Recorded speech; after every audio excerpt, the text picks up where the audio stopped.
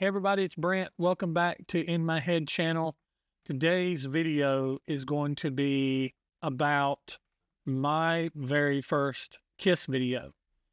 7 years ago, on February 27th in 2018, I sat down and decided to make a Kiss video.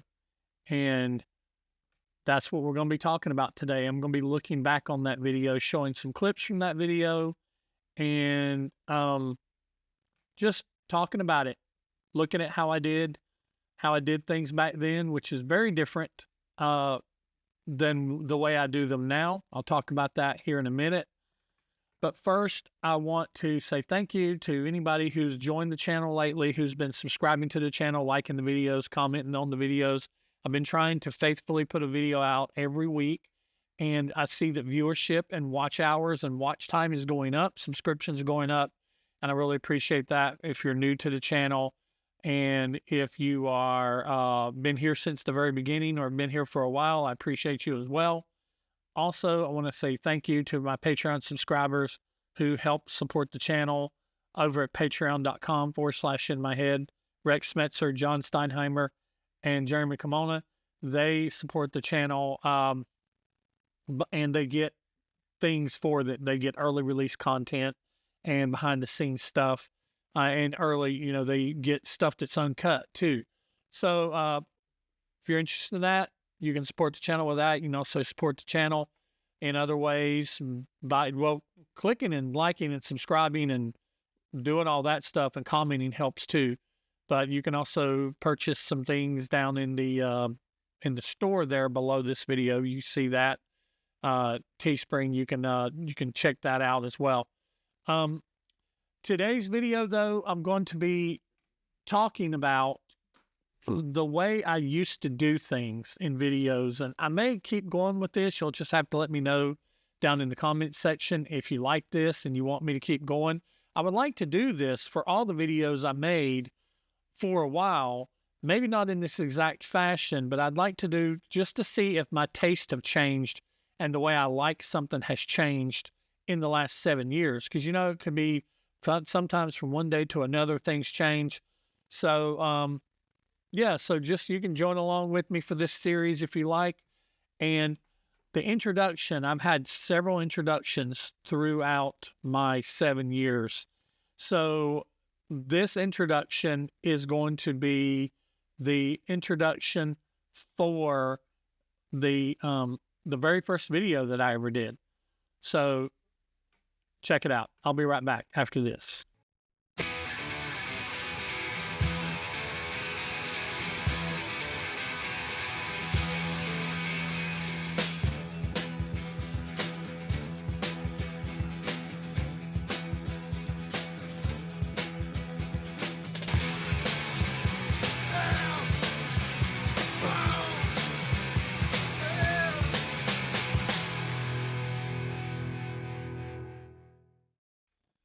And that was the first video I ever made, and I recorded some Kiss. I actually had ripped some Kiss footage off of Line, and I recorded one of my own albums, Spinning, and I had to quit using a lot of Kiss footage in videos because I kept getting gooched, and the name that should not be said. And so I'm going to be showing these videos small along the side, so hopefully it doesn't get gooched again, if you know what I'm saying. That band that you heard, that was my band, Lydia's Bridge, that I was in back in the early 2000s. That song is called Severed Rain. I've got a video somewhere on my channel. You'll have to look back through it, maybe look on a playlist if you're interested, where me and the lead singer guitarist of my band, Lydia's Bridge, talk about that song. And I used that song for quite a while. I'm not exactly sure how far into the videos I used it. But I am going to put like the intros of each one of these videos as I go along. So we'll see how my introductions changed, songs changed. I did use the In My Head sample that you're so used to hearing. I did use it in my very first video, along with the the In My Head name pulsing. But I put it at the very end of the video. It's kind of like an outro. And then after a while, I eventually moved it to the beginning after I kind of established what I thought my channel was going to be. Because in the beginning, I thought it was going to be about like Kiss. Thought Kiss was just going to be a part of it, not like the main part of it, but just a part, just like everything else, just like In My Head Arcade or Typo Negative. I think Everything Dies was the playlist because they have a song called Everything Dies. And it was just going to be, you know, food and fix-it videos and stuff like that, paranormal videos. But Kiss just what really pulled in a lot of the fans and the subscribers. And so I don't know now that Kiss has kind of, you know, well, they have retired, but who really knows what's going to happen because of all the stuff that we've seen with some of the recent news and box sets and off the soundboards. 2025 might be busy. There might be a lot of Kiss stuff to talk about. Plus, I've got some things I'm working on, and a lot of it involves Kiss. So, but I do want to mix in some of my other videos, like a fix-it video every once in a while, or something like that. So, who knows? Who knows what's going to come out, how the channel. But getting back to this video is the first video I ever did. And I'm going to show I'm going to show some clips, right? They're going to be right here. I got my laptop here. I'm going to be showing some clips. I'm going to put the little screen right here. But this is the very first one I ever made. And my wife had a piano desk at the time. And the piano desk was a feature on the channel for a long time. It was a piano that had been deconstructed and turned into a desk. And I had Walking Dead stuff on it, Kiss stuff on it. And as my collection grew, as I started buying stuff, I kept putting stuff all behind me. And I was in front of the piano desk for quite a while, all the way into Steven joining me, which Steven joined me around Alive. So my fourth video in, as far as Kiss goes, Steven joined me. And so this was in my bedroom. The very first few videos was filmed in my bedroom. My bed was literally in front of me with a cardboard box. I'll have to try to find a picture because I got a picture somewhere. But it was a cardboard box with a camera, with a webcam on top of it. And I think it might be this very webcam or another webcam. I might have upgraded. And the piano desk behind me. So very humble beginnings. The set has moved around several times. My Kiss room has moved around several times. It was downstairs for a while with the piano desk and then the Kiss corner. And then it moved back to the piano desk and then moved upstairs eventually, where I am now, which this is kind of like my permanent home now because I have a whole room dedicated to me. This corner is all stuff Kiss. The other corner is my drum corner. The other corner is my music record player corner. And this corner over here is like my desk where I work on stuff corner. So said all that to say humble beginnings. So check this clip out. This is the very first clip from the video. And I didn't wear contacts back then. This is going to sound very vain. And I know it sounds very vain. But at the time, I had not met Rick yet. And a lot of the Kiss podcasters that I was watching, they didn't wear glasses. So I'm like, well, I'm not going to wear glasses if nobody else is wearing glasses. I swear to God, that was my thought process. I'm like, I'm not going to wear glasses if nobody else is. So, so the first few videos I did blind as a bat. I didn't have contacts in, and I got stigmatism. So without my glasses, I literally can't see much further than this in front of me. So check this out. Hey guys, it's Brant from In My Head channel. And I'm making my first video today. And I'm going to be doing, in my first video, I'm going to be doing my first album review. And in my first album review, I'm going to be reviewing the first Kiss album, released back in February 1974. And I've always been a big fan of Kiss. I've been a big fan of Kiss since I was about 7 years old, so over 40 years.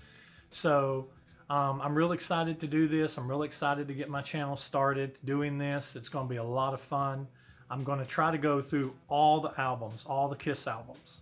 And I'm going to throw some other stuff in here and there. I'm going to be doing video game reviews. I'm going to be doing some paranormal stuff. I'm going to be doing other types of music reviews, like another one of my favorite bands, Typo Negative. I'll be doing some reviews by them, some classic music reviews. Not classical, but classic.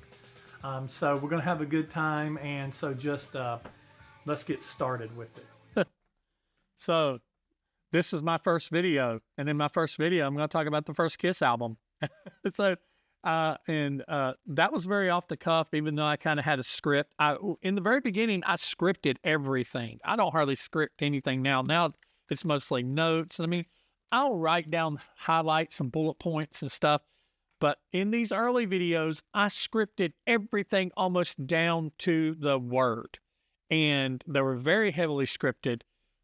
And a lot of times, I really didn't show me a lot in these first videos. You saw me at the beginning and you saw me at the end, because in the middle, what I was doing was I was playing all these clips and I was reading what I had wrote down on my script. And you could tell that I was kind of reading. I'm not the best at being very expressive when I'm reading. I try to, but you should still tell that I was reading.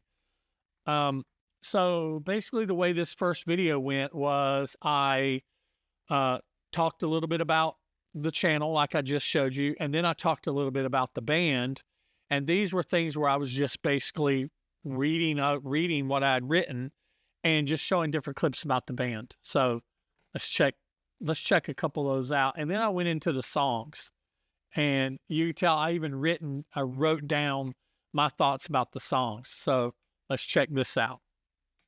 Way back in 1974, a band known around New York, but unknown to the rest of the world, released an album that was also unknown to the rest of the world, but later would go on to become a classic.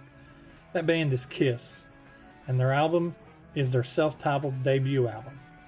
Today I'm going to review that album and give you my thoughts on it. All right. So basically a little intro. Today I'm going to review this album and a little known band that band is Kiss, and this is that album. So, and then I would do like a little, this was pretty much my format for a while. Then I'd do like a little history lesson. They found Peter Criss, who at age 27 was older than Paul, who was 21, and Gene, who was 23, through an ad in the Rolling Stone. The trio set out to form a band focused on a much harder style than Wicked Lester, but at this time retained the name. They also began experimenting with their image, borrowing heavily on the New York Dolls. Ace Frehley, then age 21, joined the lineup. A few weeks later, after he joined, the band changed their name to Kiss during a cab ride, after Peter mentioned his band's name was Lips. Paul suggested the name Kiss. The now famous logo of the band was created by Ace when he drew the name Kiss over the name Wicked Lester on a poster outside the club they were going to play. Paul later redrew the logo using a Sharpie and a ruler. So, a little bit of a history lesson. And then I think what I would do from that point in time is I would get into the songs. So here's what I'm going to do in this video. And if you're along with me on this video, I'm happy to have you here for this. Because what I'm going to do is I'm going to listen to what I thought about each song, what I scored them back then, and what I score them now. I had this scoring system where 1 was I didn't like it at all. 5 was like, it's good. I don't really not like it. And then 10 was like, it don't mean it was the perfect song. 10, a lot of times people's like, oh, 10's perfect. It doesn't mean, 10 didn't mean perfect. 10 meant that I really like this song. It's one of my favorite songs. So songs that are 9s and 10s are probably in my top 10 to 20 songs. So what I typically do is just before, I think on the first video, I went into kind of like my history with this album. I heard this album for the first time in 1977 when I was 8. The album had been out for about 3 years, and it wasn't even the first Kiss album that I'd heard. But anyway, let's get to the songs.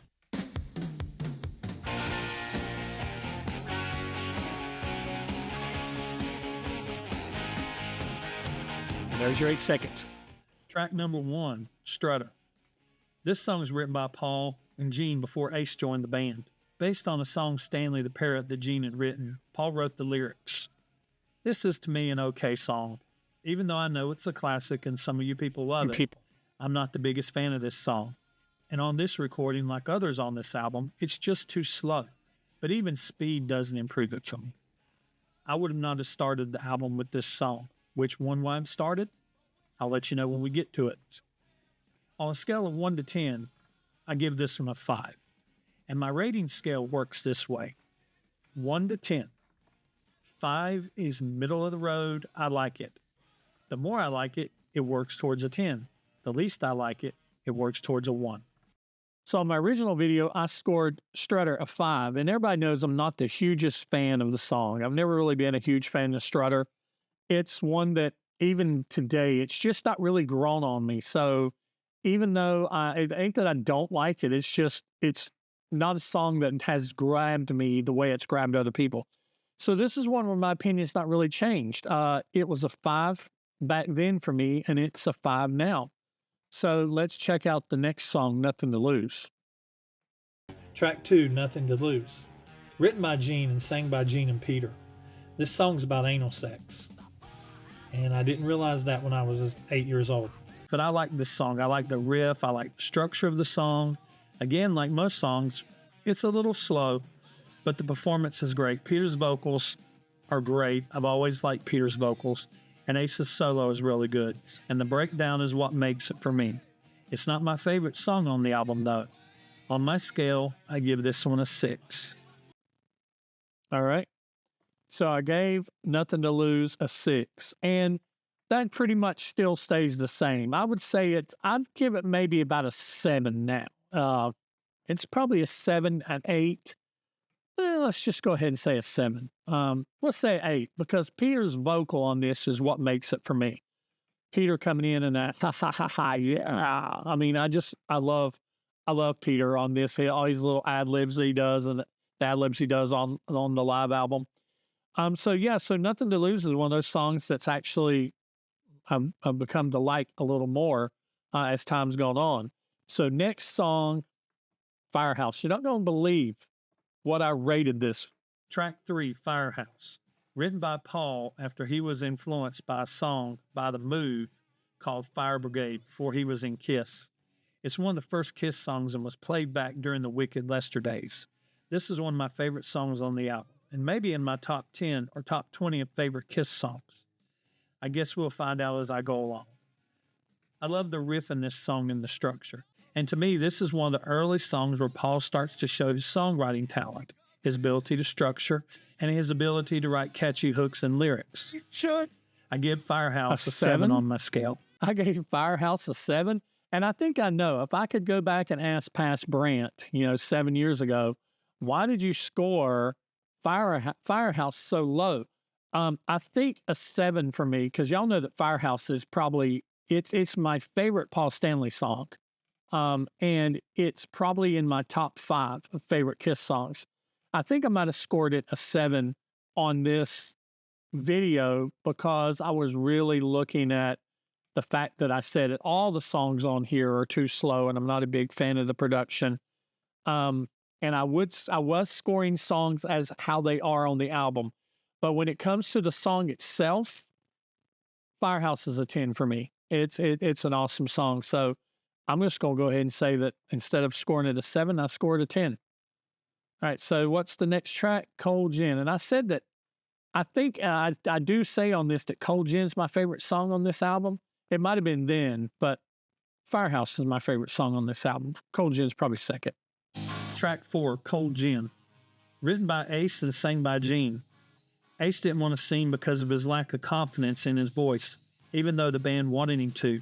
Ace said he wrote the song while in the subway about how cold gin affects the male sex drive. Ace says the riff of the song was inspired by the band Free, their song Fire and Water. He also admits that Gene wrote the bridge but turned down being credited for it. As I got older, I always thought it was weird that Gene sings this song, even though he claims he's never been drunk and does not drink. Ace definitely should have sang it, and he eventually did record it with him singing on his Origins Volume 1 album. Cold Gin is one of my favorite Kiss songs, and it is my favorite song on this album. I give it an 8 on my scale. So I gave it an 8 back then. Today, Cold Gin's a 10. It's a 10. It's right there with Firehouse as far as I'm concerned on this album. Cold Gin is a 10. And like I said, I guess it was just possibly because of the recording. And that's the way I was thinking about it back then. But today, I would say that Cold Gin's a 10 as well. Next track, Let Me Know. Track number 5, Let Me Know. Written by Paul, originally called Sunday Driver. Sang by Paul and Gene. What can I say? It's an okay song. It feels kind of popish to me. I like it okay. It's got good structure. I always like it when Paul and Gene trade vocals and sing together on a song.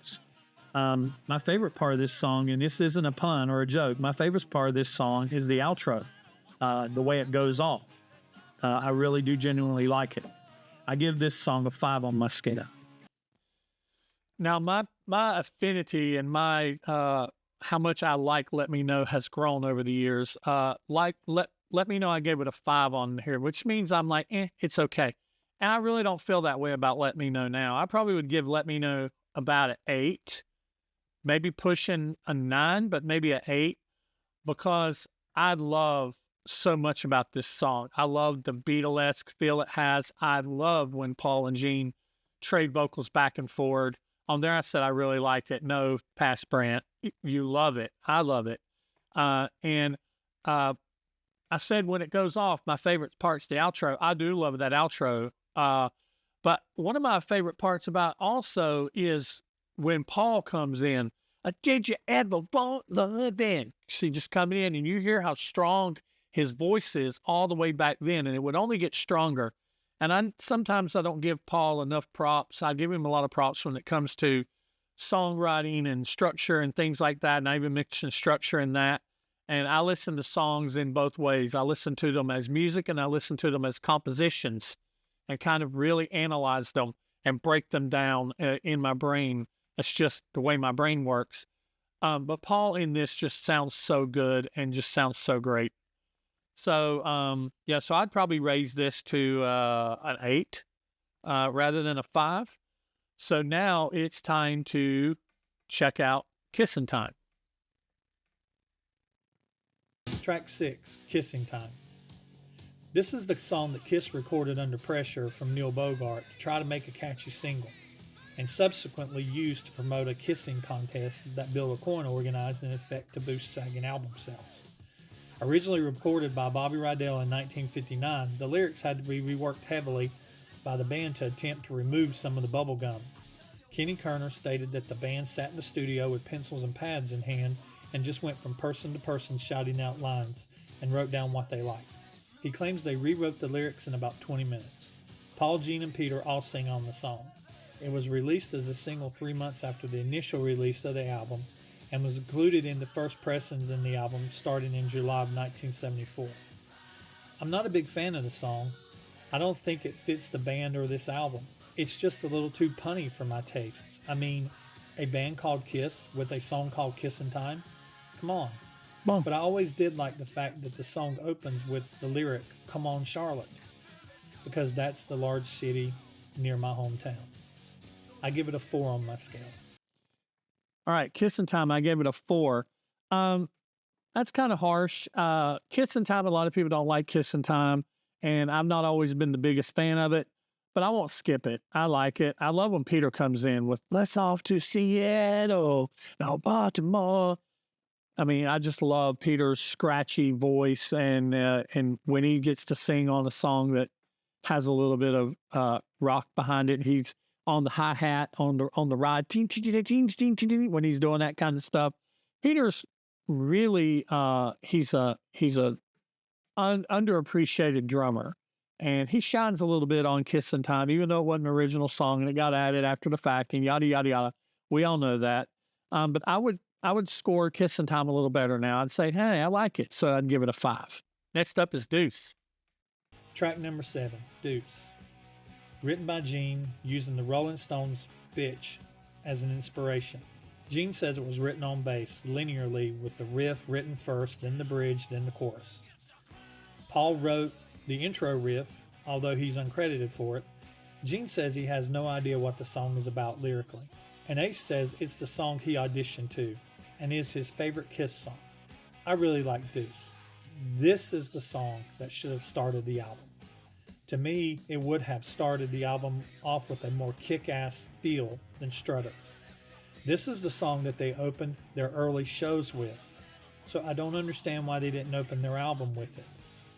There are other changes I would have made to the lineup and the track listing, but I'll get to those at the end of my review. I give Deuce a 6 on my scale. Oh, pass Brant. Where have you gone wrong? Giving Deuce 6. That means you're just barely above like it. You know you like it better than I know you were just being.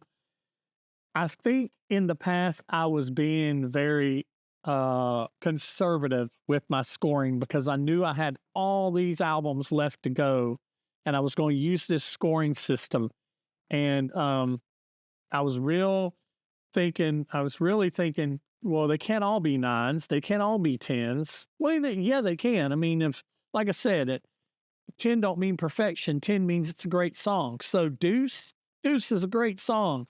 So a 6, it's criminal because this is actually a song that the production of this album actually lends to making Deuce sound better. Just like some of the songs on Hotter Than Hell, even though we don't like the production of it, or a lot of us don't, some of the songs on there, the production actually helps it, helps those songs. So Deuce is a 10, man. You got it wrong back then, 7 years ago. Shame on you. Deuce is a 10. All right, so now Love Theme from Kiss. Track 8, Love Theme from Kiss.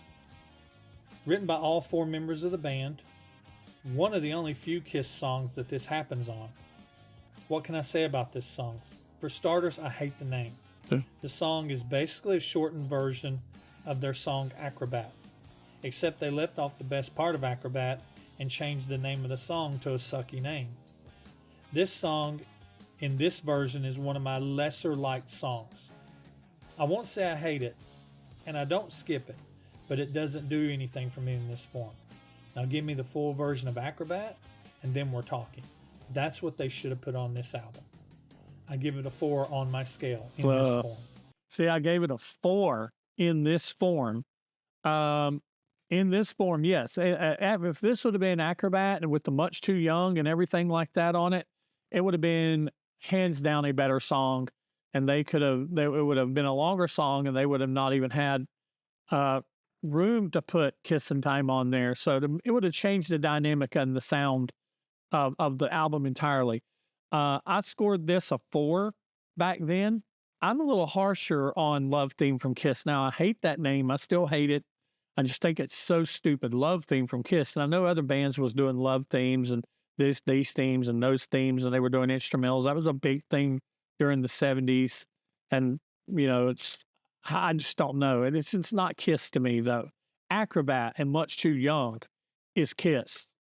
And, but in this form, I would say I scored it a 4 back then. Man, I'd probably scored a 2 now. This song is just barely hanging on every time I hear it to not get skipped. So it's just a 1 is a skip. But this song is barely above a skip. So I'd actually drop Love Theme to a 2. So let's check out 100,000 Years. Track 9, 100,000 Years. Written by Paul and Gene and sung by Paul. Gene wrote the famous bass riff for the song that the song is built on. And this is a great song. Great lyrics, great performance. Ace does an awesome solo, and there is a small drum solo for Peter that he wanted to be longer, but it was cut down. The lyrics for this songs are trippy. I read that Gene and Paul wrote it with the idea of an astronaut that had been gone for what seemed like 100,000 years to return home to an estranged relationship. Who knows? It's a great song, though. I give this song a 7 on my scale. 100,000 Years got a 7 on my scale. I'd say 100,000 Years is probably an 8, a strong 8, weak 9 on my scale. Some people would say it's a 10, but it's a somewhere between an 8 and a 9. My affinity towards it grew a little bit but it not a whole lot. All right, so that brings us to the final track on the album, Black Diamond. The last track, Black Diamond, written by Paul and sung by Paul and Peter. Gene brought in the riff, even though he wasn't credited. The song is apparently about a prostitute. The song starts off with a 12-string acoustic with only Paul singing the first verse. And then the song kicks in, and then Peter takes over for the rest of the song. The song slows down for Ace's solo, one of his best, I think. And then the song ends as they gradually slow down the tape to almost a standstill. I like the song, but I hate the way it ends this album. As a matter of fact, I usually stop the song or hit skip just as the tape begins to slow down. I give this song a 7 on my scale. Yeah, I was being real harsh on Black Diamond, giving it a 7. I would probably say I give it, I'd probably say I give Black Diamond a 10. I think it's a great song. It's probably one of my top 20 Kiss songs, top 25. And I'm just going to go ahead and just kind of ignore the fact that I still do pretty much skip whenever they start slowing the tape down. Not a fan of that at all. Not at all. And the only way I don't skip that is if I'm listening to it on vinyl up here in my room and it starts playing and slowing down and I can't get to it enough in time to go pick the needle up and take the album off and, put another album on. So I would give Black Diamond a 10 still, even though. So, and then what I would do is I would do final thoughts. I would do a final thought on the album and then say what my overall score was. My overall score a lot of times was very mathematical. It was like the total, if you added up all the numbers and what it would come up to. What I'm going to be doing, how I'm going to score the album this time around going through is just what do I consider this album? Is it 10, which is very critical. The catalog couldn't do without it, or is it middle of the road where it can probably do without it or not, or is it a 0? Is it a 1 or closer to a 1? I know that's not how I scored it last time, but that's how I'm scoring them this time. So let's hear how I scored it last time. Overall, this is a good album. It has some really good songs with very few stinkers, but it's not their best album. Based on my scoring scale, I give this album overall a 6. Now that is very opinionated. That is very much an opinion because I said it's got some good songs with very little stinkers, but it's not their best album. I would argue that it's not their best album, but it is one of the quintessential Kiss albums in the catalog. And I would argue that this is probably a 9. What keeps it from being a 10 is Kissin' Time and Love Theme from Kiss. That is the two things that keeps it from being a 10. Now if you look at that, you say, well, can anything be a 10? Does any Kiss album have all songs and none of them really detract it from being a 10? It's possible, but it's going to be few and far between. But I would say this is a 9. Some people would say, oh, you're wrong. It's a 10. It's a quintessential album. You can't do without it. It's what began their career. And then yes. But even though it did begin their career, if you're really analytical about it and you're honest about it, it is not a perfect album. And it does have some drawbacks to it. And so that's what gives it to me. This is just me. You're welcome to populate the comments with your thoughts. But to me, this is a 9. So this would be my wrap it up. This is my wrapping it up that I would do. I still kind of do this in videos. It's kind of like what I'm getting ready to do after this.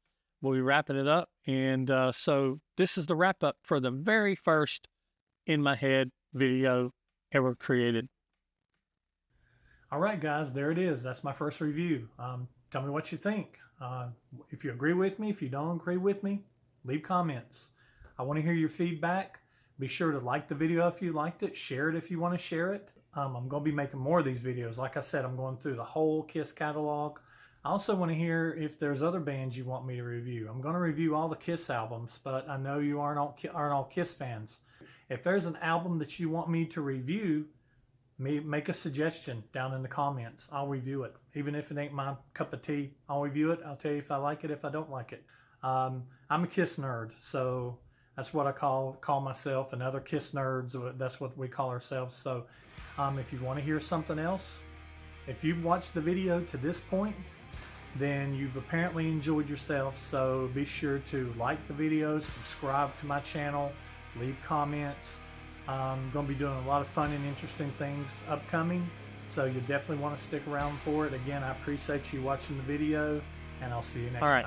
So I don't know if you heard there towards the end, you heard In My Head coming in, and typically what I did was, you'll see at the outro here, it would be the bump, bump, bump, bump, bump, and I would line that up to where, I wouldn't even get to the point where it said In My Head. I'd line that up to where it started that pulsing right after I was done speaking. And you heard what I was saying in my outro is that this originally wasn't intended to be such a Kiss-focused channel.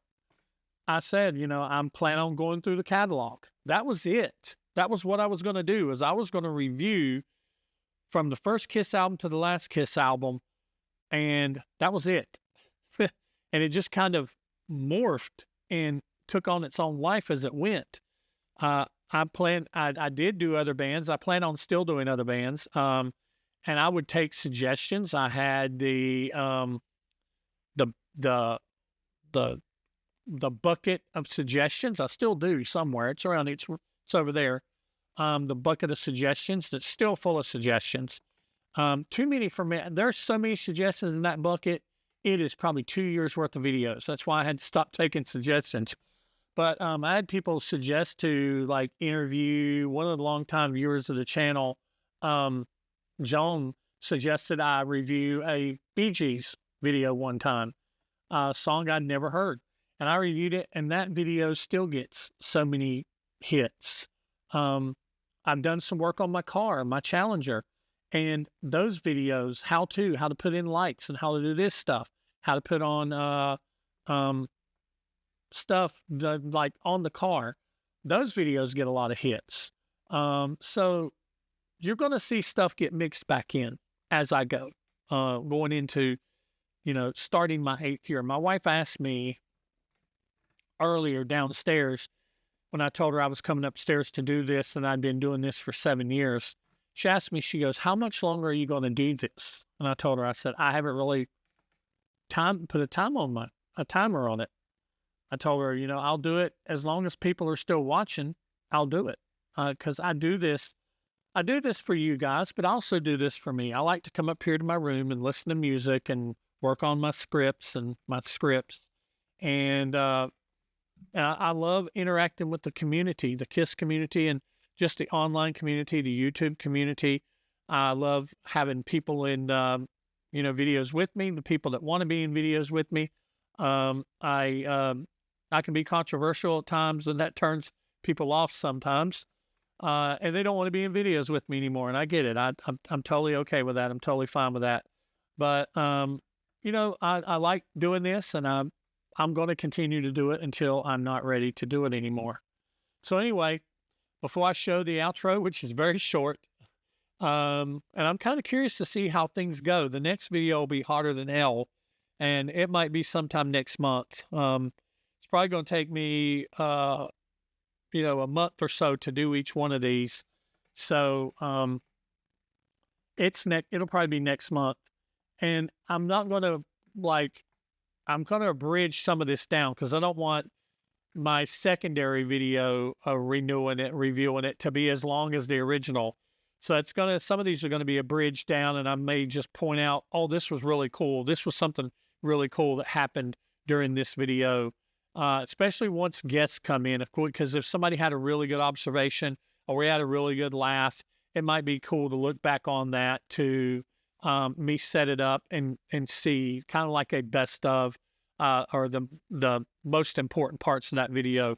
But anyway, I'm Brant with In My Head channel, and this has been my 7-year anniversary video looking back on the debut album of Kiss, which was my first review video. Like, subscribe, share, comment. Join Patreon if you want to join Patreon. Join YouTube membership if you want to join YouTube membership, and purchase some of that stuff if you want to purchase some of that stuff. Anyway, here comes that very first outro. Y'all have a good one. I'll see you in the next one.